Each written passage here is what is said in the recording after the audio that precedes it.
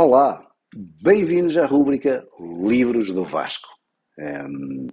Eu sou o Vasco e esta é a rúbrica em que vos falo ao detalhe do livro que mais gostei de ler no mês anterior. E para este mês trago-vos o livro Reinvente, do Gonçalo Gil Mata.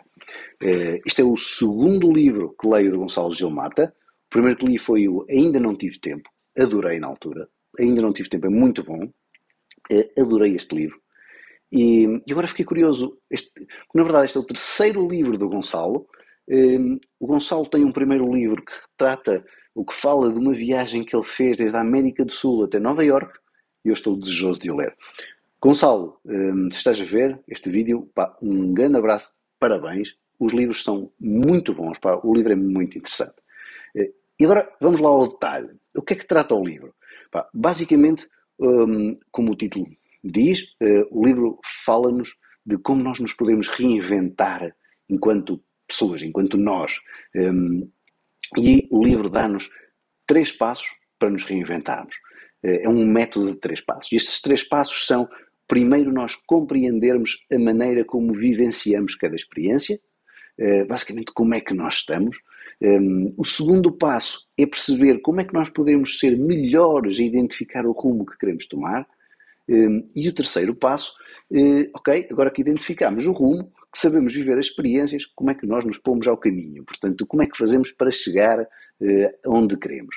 É muito giro perceber que o Gonçalo aborda durante o livro muitas vezes o tema espiritual para nós percebermos, para apreciarmos as experiências, mas ele não consegue totalmente dissociar-se do seu lado lógico e criar um método para chegar lá. É muito interessante. Várias da literatura que tenho lido sobre estes temas, da procura por desempenho, de felicidade, falam muito desta dualidade do espiritual com o lógico. Cada vez mais isto se toca e o Gonçalo, durante o livro, principalmente no capítulo 2, aliás, no capítulo 1, fala muito disto. Então, mas vamos lá ao detalhe do livro. O que é que diz exatamente o livro? Ora bem, o livro começa com esta tal, perceber como é que nós temos que sentir as experiências e ele começa com uma frase que ele diz que marca o livro e que realmente que eu gostei muito. Diz, não vivemos a experiência das nossas circunstâncias, vivemos as experiências dos nossos pensamentos. O que isto quer dizer? Quer dizer que a mesma experiência para mim pode ser totalmente diferente da experiência para outra pessoa, conforme aquilo que é o nosso mapa-mundo, conforme aquilo que é a nossa noção do que é aceitável ou não é aceitável. Imaginem que, por exemplo, para mim ter um carro de gama média pode ser uma coisa normal e eu queria ter um carro de gama alta e se calhar para alguma pessoa que tem um carro de gama baixa queria ter um carro de gama média e portanto a percepção da experiência é totalmente diferente, ou a experiência de viajar para quem nunca viajou, portanto nós não olhamos para as experiências como realidades absolutas, mas sim em função do nosso mundinho. Muito interessante este posicionamento que o Gonçalo aqui aborda. Portanto, o significado diferente que cada experiência tem para cada um de nós, conforme o que estamos a pensar naquele momento. Ele continua ao capítulo 1, na tal luta entre o lado espiritual e o lado lógico. Ele chama-lhe 2 estados mentais e atribui-lhe 2 personagens, o Jack e o John.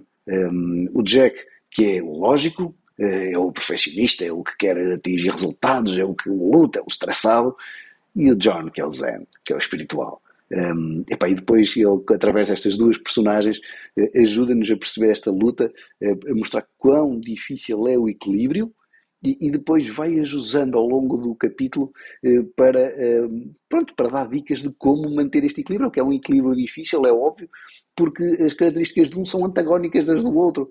Mas se queremos chegar a um lugar de felicidade, temos que conseguir casar estas duas personagens. E ele termina o primeiro capítulo precisamente com uma fórmula da felicidade. Ele chama-lhe o felicómetro. Ou seja, mais uma vez, uma fórmula matemática, contas o lado lógico do Gonçalo a vir ao de cima e a encontrar uma fórmula para a felicidade. O felicómetro, o medidor de felicidade. Pá, muito bom, Gonçalo. O felicómetro é um conceito espetacular.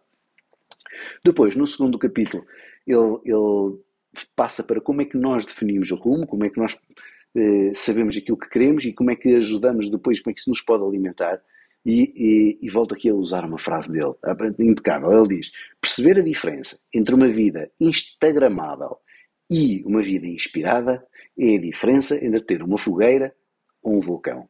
Portanto, uma vida instagramável, que a gente pode pôr no Instagram, é uma vida que tem que estar sempre a ser alimentada, tal como uma fogueira, para continuar a arder temos que estar sempre a pôr lenha. Já um vulcão não precisa que a gente ponha lá nada, ele tem uma fonte de energia quase inesgotável. Portanto, esta é a diferença entre uma vida e outra. Quando nós vamos traçar o nosso rumo, convém que seja através de uma inspiração e não com um propósito instagramável. Ele continua o capítulo muito à volta disto. E no capítulo 7, no capítulo 7 deste segundo, da segunda secção, ele fala do reinventar o eu. E é uma coisa que achei imensa piada. Ele conta uma história muito gira, em que ele, a páginas tantas, estava a falar para a coach dele e diz: Mariana, decidi que me quero livrar do meu eu. Ela responde-lhe: sim, pá, que interessante, Gonçalo. Então, e podes esclarecer-me exatamente quem é que se quer livrar do seu eu?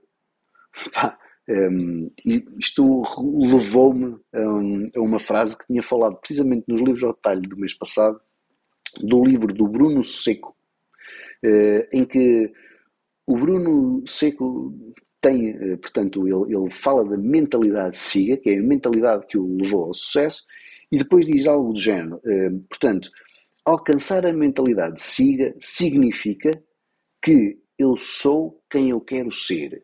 E eu ser quem eu quero ser significa que tenho de deixar de ser quem sou. E aquilo na altura soou muito bem e continua-me a soar. Para eu ser quem eu quero ser, tenho que ser um ser diferente de quem eu sou hoje, então eu tenho que deixar de ser quem sou. E o Gonçalo aborda precisamente esta perspectiva. Mariana, eu quero me livrar do meu eu porque quero ser um eu diferente. Muito bom este conceito. Ok, chegamos à terceira fase. Já compreendemos como é que nos devemos sentir e como é que é a diferença entre nos sentimos em cada situação. Percebemos o que é que temos que fazer para ser melhores, desenhar o nosso rumo, e agora vamos perceber como é que fazemos para lá chegar. E ele aqui começa por batalhar novamente com a história do instagramável versus inspiração, não exatamente nesta frase, mas na medida em que, como é que, será que a motivação é suficiente? A motivação normalmente é suficiente para dar o primeiro passo, mas depois não é suficiente para nos manter no rumo.